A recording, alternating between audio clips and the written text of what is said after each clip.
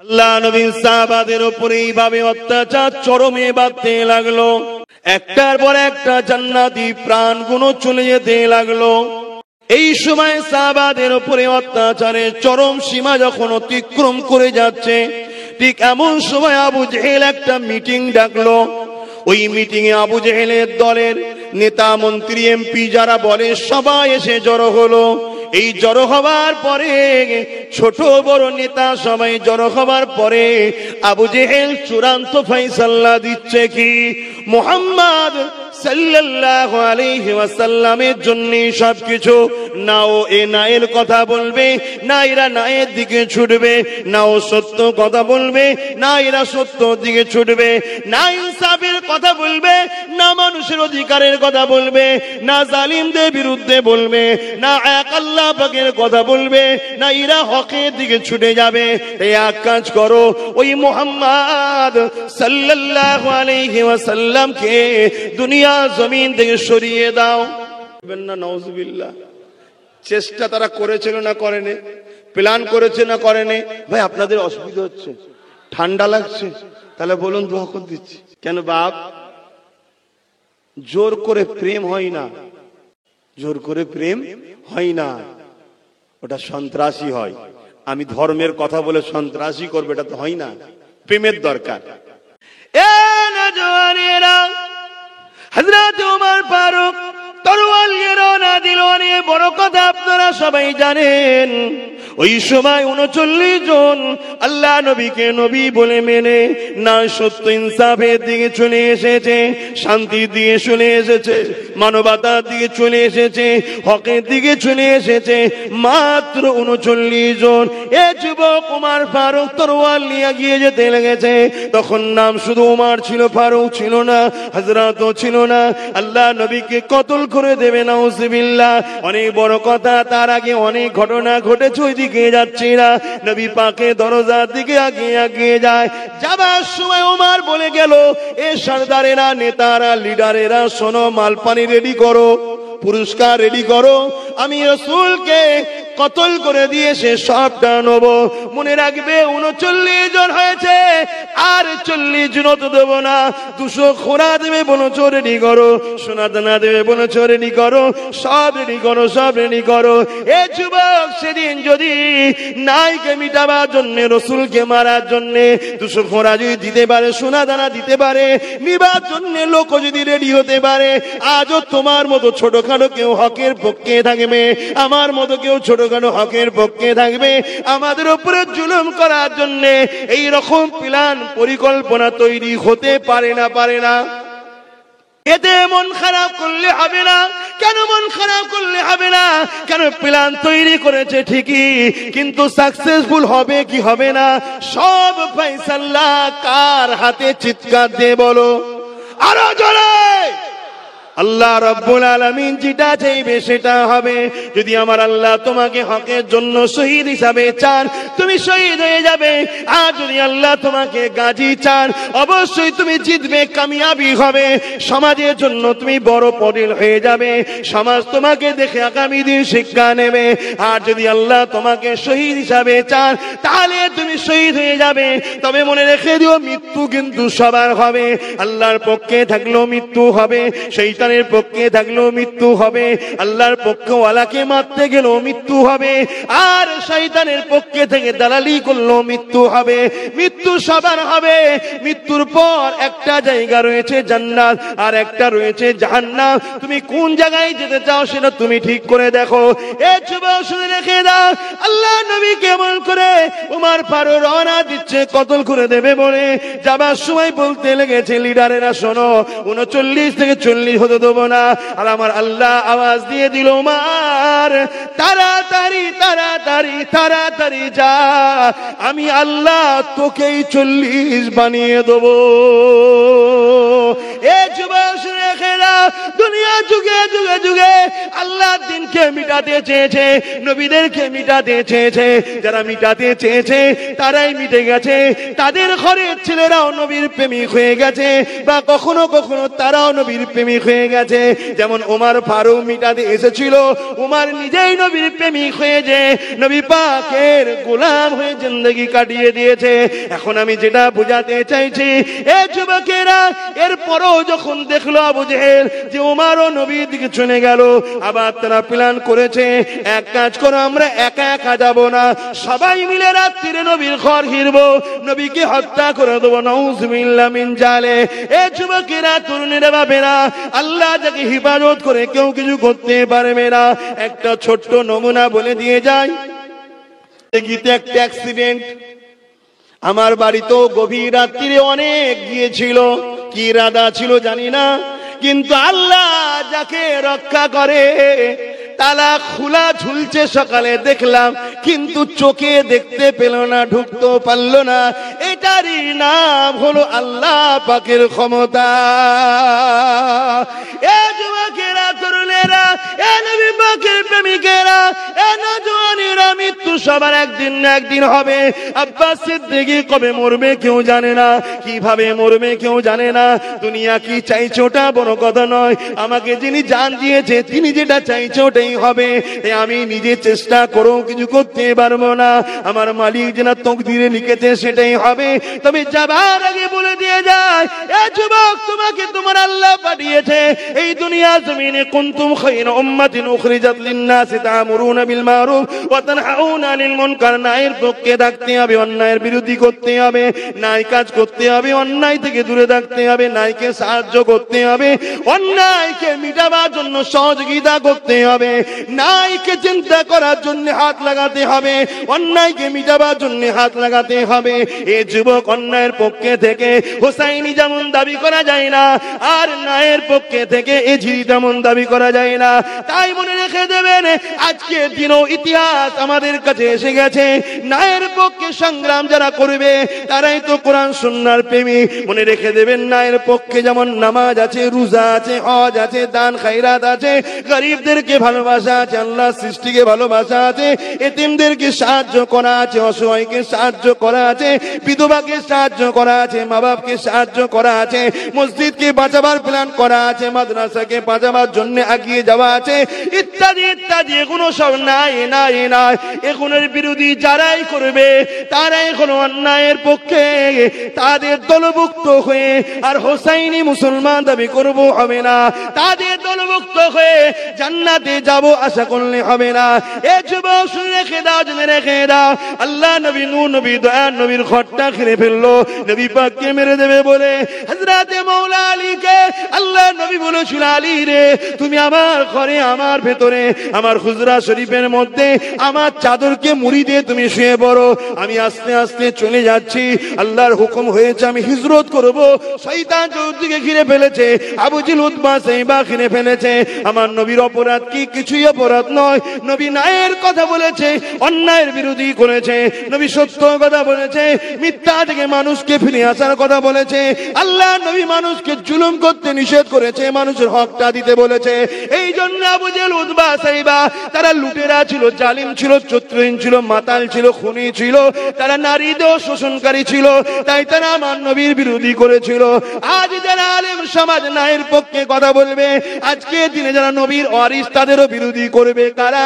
যারা চোরেদের পক্ষে, ন্যায়ের বিরুদ্ধে, অন্যায়ের বিরুদ্ধে, অন্যায়ের পক্ষে, যারা সমাজের পক্ষে, তারা নারীদের জুলুমের পক্ষে, নারীদের শোষণ করার পক্ষে, তারাও দেখবে না আলেমে হাক্কানীদের বিরোধী আজকের দিনও করতে লেগেছে। অনেক বড় কথা, নবী আমার এমন করে রওনা দিতে লেগেছে, আল্লাহ নবী যখন রওনা দেবে ঘিরে ফেলেছে। ওমা রমাইতে ইজ রমাইতা ওয়ালাকিন্নাল্লাহ রামা, এই দোয়া পরে বাড়িতে ফু দিয়ে ছড়িয়ে দিল, সমস্ত বেঈমান কাফের জালিমদের চোখে পড়ে গেল, নবী পাক চলে গেল। অনেক বড় কথা, কিন্তু যাবার আগে মাওলা আলীকে নবী বলেছিল, আলী রে, সকালে উঠবে, এই এই মালগুলো অমুক অমুকে দিয়ে তুমি মদিনার জমিনে আসবে। তকবীর দেয়া ভালো, তকবীর দেয়া ভালো, কিন্তু তকবীর আগামী দিনে অনেক দেখবেন অ্যালার্জি হবে, ওই অ্যালার্জির ডোজটাকে দেবি। সময় কম বলে কত তাড়াহুড়ো করছি দেখছেন না? কিন্তু বলতে চাই যে আমার মুরব্বী বাপেরা বেজার হচ্ছেন না তো? বাপ, ইসলামের পক্ষে বলছি, বাপ বেজার হচ্ছেন না তো? গায়ে লাগলে কিছু করার নেই বাপ, তারপরও জিজ্ঞেস করে নিলাম, কিছু করার নেই। হায় হায় হায়, যুগ যুগ ধরে ঘটে আসছে। শুধু নবীর সময় হয়েছে তা নয়, যুগ যুগ ধরে সাহাবা, তাবিন, ইমামে আজম আবু হানিফা হুজুরের সময় হয়েছিল, জানেন না? এক জালিম নেতা ছিল, ইমামে আজম আবু হানিফাকে একটা মাসলা জায়েজ করতে বলেছিল। হুজুর বলেছিল, মাসলা কারো বাপের নয়, মাসলা আল্লাহর, আমি কি করে জায়েজ করি? এই জায়েজ করে না বলে জোর করে, দেখেন আলেমরা বলছে মাথা লাগছে, জায়েজ করে না বলে জোর করে জেলে ভরে দিয়ে।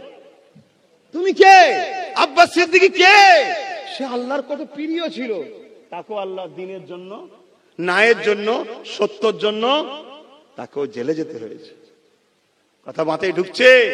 আর তুমি মনে করেছো আমি আরামের গায়ে হাওয়া লাগিয়ে দেবো, দিয়ে সব দিকটা ব্যালেন্স রেখে চলবো, নাতে না বুঝতে পারে। কেন বুঝলে অসুবিধা আছে, কখন যে কোন দিকে পানি হবে বোঝা যায়, ছাতা সেদিকে ধরবো। তোমাকে দুনিয়ার কেউ বোঝে নে বাপ, আমার আল্লাহ বোঝে। তোমার দুনিয়ায় কেউ বিচারও করবে না, আল্লাহ করবে। যদি বলো জেল, আরে জেলে তো প্রত্যেকটা মোমেন দিন রাত জেলে আছি আমরা। আর দুনিয়া সিদরুল মুমিনিন, মুমিনদের জন্য দুনিয়াটা জেলখানা, আমরা তো জেলেই আছি। আবার কিসের জেল বলছেন? হ্যাঁ, চোর চুরি করে বুক ফুলিয়ে ঘরে সমস্যা নেই, আর আমরা মানুষকে দান করতে গেলেও সমস্যা, ঠিক না বেটি? লোক রেপ করে বুক ফুলিয়ে ঘরে অসুবিধা নেই, আমরা মা বোনদের ইজ্জত ঢাকতে গেলেও সমস্যা। তাহলে আমরা জেলখানায় নেই? তবে যারা দুনিয়ায় গায়ে হাওয়া লাগাচ্ছে তাদের জাহান্নাম জেলখানা হবে। সেটা কেমন জায়গা পরে কখনো সময় হলো বুঝাবো খনি। তবে এতটুকু বলে যাচ্ছি, জাহান্নামীদের ঘরে ওপরে যে জাহান্নামীদের যে লেবাস পরানো হবে, ওই লেবাস যদি আসমানে টাঙিয়ে দেওয়া হয় এত দূরত্ব, তারপরে ওর দুর্গন্ধে মানুষ বাঁচতে পারবে না, দম নালিতে পেয়ে মারা যাবে। দুর্গন্ধ যখন খুব জায়গায় থাকে দেখবেন বমি এসে যায়, হক হক করে, দম নিতে পারে না, মারা যাবে মানুষ। নাংলা এলাকার মানুষ, নাংলা এলাকার মা বোন, এলাকার কাশীপুর, তাই তো নাকি, এলাকার বাপ ভাই মা বোন সবাইকে উদ্দেশ্য করে বলছি, আর সোশ্যাল মিডিয়ায় প্রত্যেকটা বাঙালি ভাই বাপ মাকে উদ্দেশ্য করে বলছি, তোমার অস্তিত্ব আল্লাহ দিয়েছে ন্যায়ের পক্ষে থাকার জন্য, অন্যায়ের বিরোধী করার জন্য। তোমার অস্তিত্বটাই জন্যে তোমাকে কুরাইশ বংশের নেতৃত্ব মানতে হবে, অন্য কারো নেতৃত্ব তোমার মানা যাবে না। এটা আল্লাহর নবীর আইন। আবু দাউদ কি বলে, হযরত আব্দুল্লাহ ইবনে ওমর থেকে রায়াত মিশকাত শরীফের হাদিস তোলো, দেখো। তুমি ভাবছো আমি সামান্য পাবো? হুজুর ডাকলে তো শুধু লেয় দেয় না তো, শুনছেন না শোনেন না? হুজুর অবশ্যই দেয়, দেয় না কে বলেছে? দেয় না কে বলেছে? বাগানের মালিক হুজুরকে বানাও, হুজুর অবশ্যই দেবে, ডাব খাওয়াবে, তাই তো নাকি? ডাব গাছ তো নাকি মালিক বানাও, ডাব খাওয়াবে। জঙ্গল পরিষ্কার করে সুন্দর করে বেড়া দিয়ে গাছের গোড়ায় পানি দাও, আদ দাও, গাছ বড় হবে, ডাব হবে, তারপর তো তোমায় খাওয়াবে। কেন খাওয়াবে? একজনকে আজ যে হাত পাচ্ছে হুজুর, কথা বুঝছেন না? বোঝেন না? আশা করছি খুব ভালো বোঝে এরা, হালকা বয়সের ছেলে তো, খুব ভালো বোঝে এরা। আমার আম্মা বোনগুলো বুঝতে পারছে, আলহামদুলিল্লাহ, তারা ভালোই বুঝছে।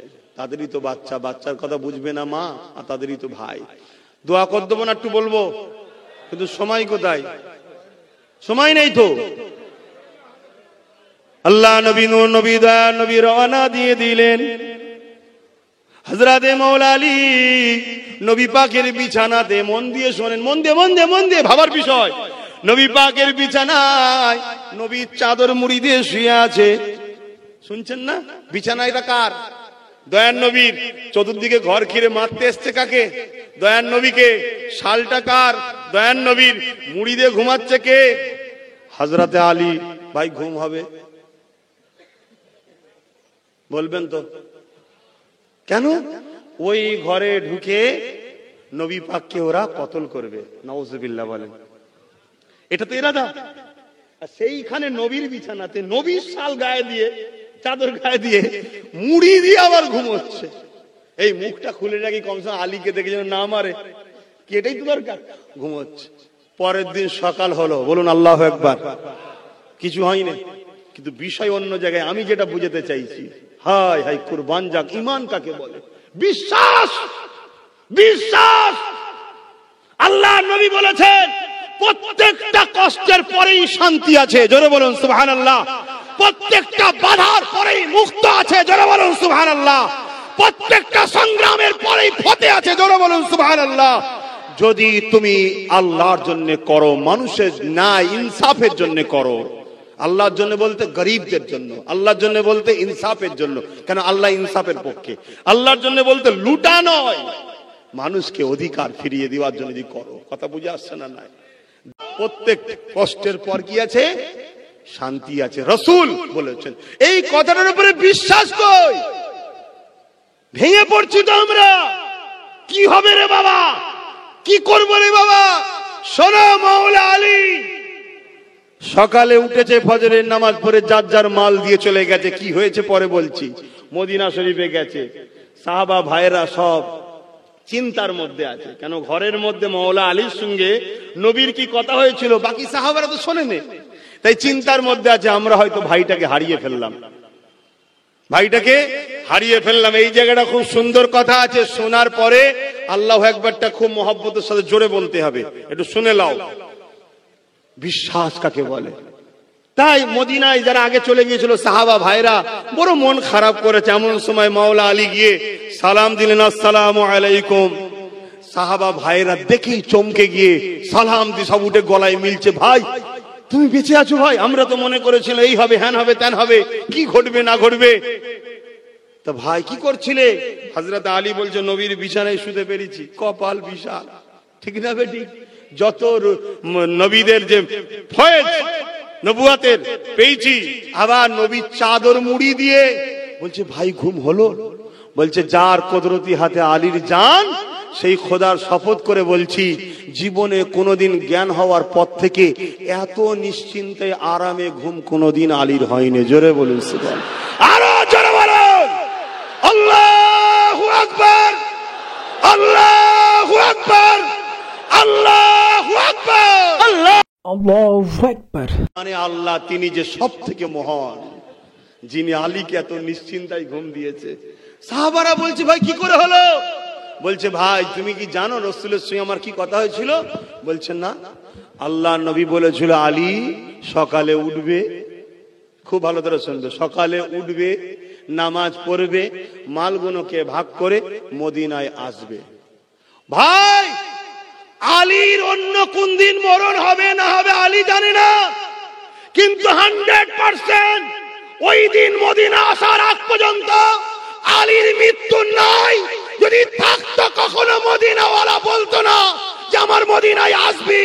এটা আলী জেনে গেছে যে আজকের রাত মৃত্যু নাই, আজকের ফজর মৃত্যু নাই, মদিনা যাওয়ার আগ পর্যন্ত আলীর মৃত্যু নাই, নাই, নাই। জোরে বলুন সুবহানাল্লাহ, নারায়ে তাকবীর, নারায়ে তাকবীর। বিশ্বাস মানা কাকে বলে? দেখো আমাদেরকে বলেছেন, হকের পক্ষে থাকো জান্নাত পাবে, যদি গাজী হও মালও পাবে, অর্থাৎ দুনিয়ায় সম্মান ইজ্জত ধন দৌলত সেটাও পাবে। হকের পক্ষে থাকো।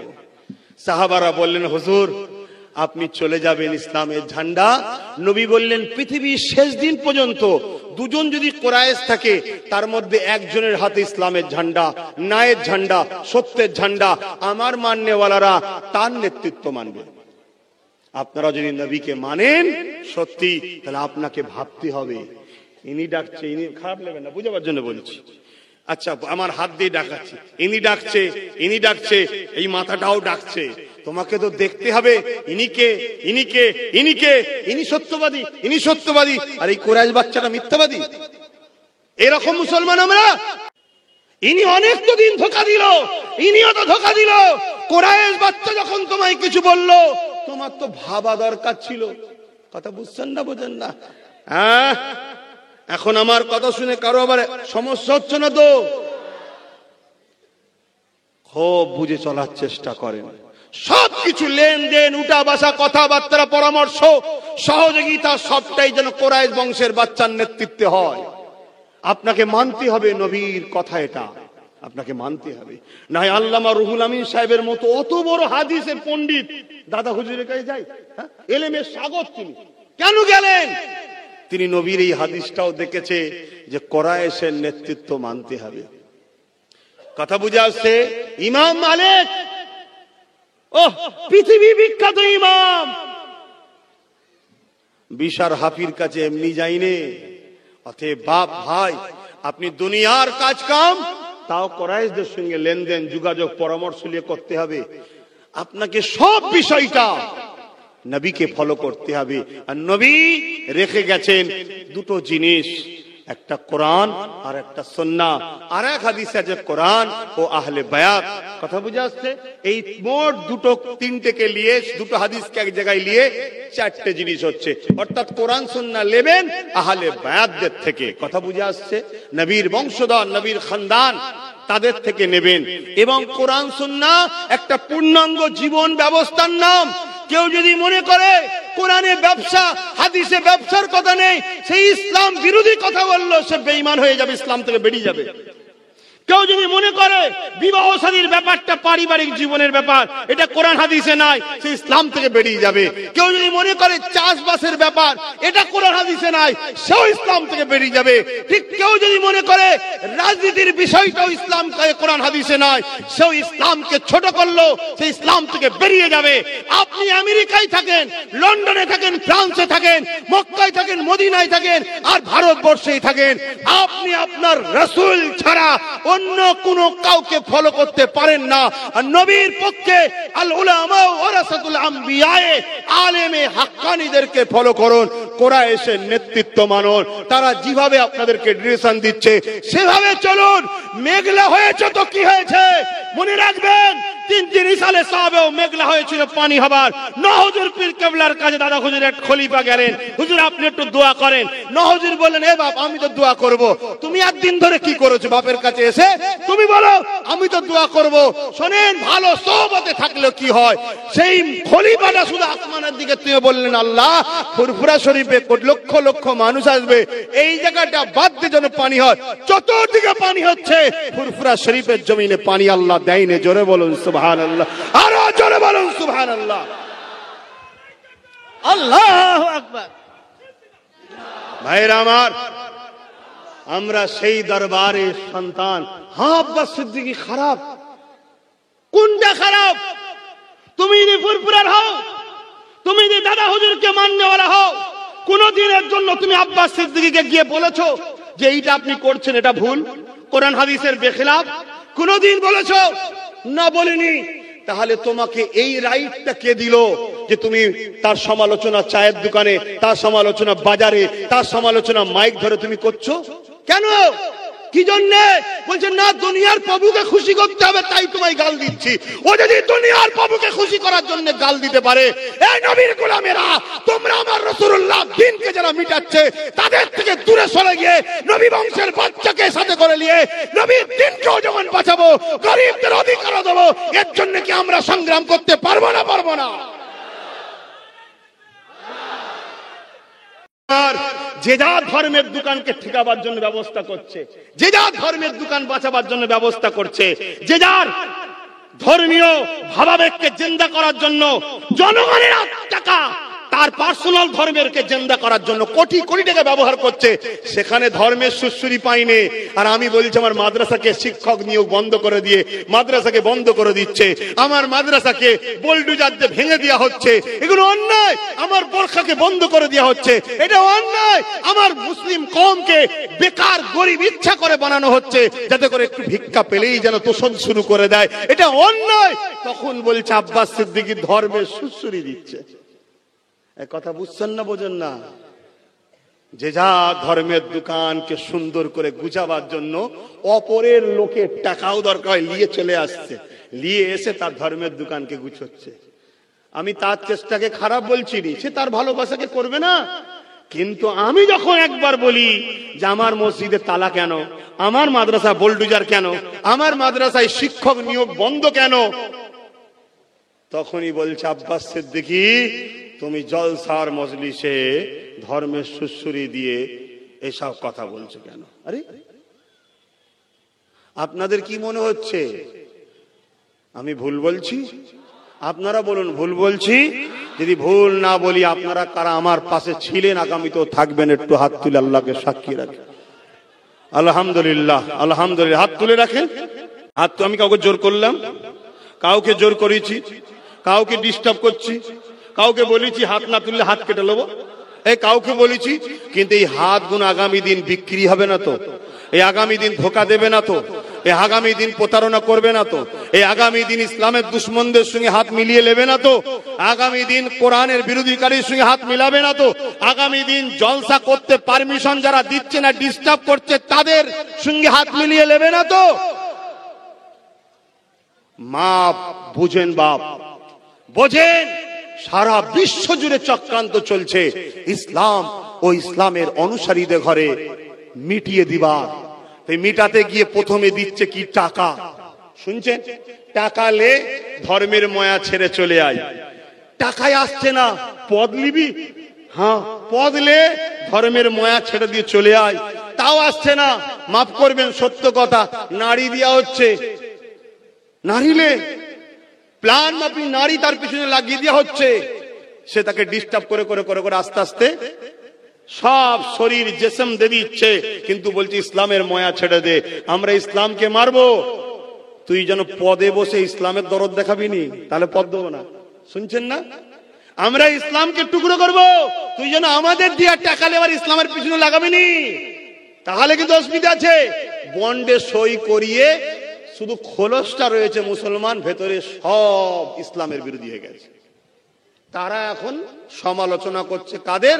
নবী বংশের সন্তানদের। তারা সমালোচনা করছে কাদের? প্রবীণ বিজ্ঞ আলেমদের। অবশ্যই তারা পারতো না, যারা পারতো না, যদি একদল বক্তা মলি সাহেব তাদের কাছে বিক্রি যদি না হতো। এতে আমাদের দুঃখ লিবার তো কিছু নেই। আমরা সালাউদ্দিন আইবির ইতিহাস পড়েছি। সালাউদ্দিন আইবি মসজিদে আকসাকে উদ্ধার করেছিল, জানেন তো আপনারা? এত বড় যোদ্ধা ছিলেন সালাউদ্দিন আইবির বিরুদ্ধে। গোপন রাত্রিতে সমুদ্রতে জাহাজ ভর্তি করে হাজারো লাখো সৈন্য পাঠানো হচ্ছে। ক্ষমতা ছিল না। সালাউদ্দিন আইবির রাজত্বের ভেতরেই একদল গাদ্দারকে বিদেশি অর্থ দিয়ে খরিদ করা হয়েছিল।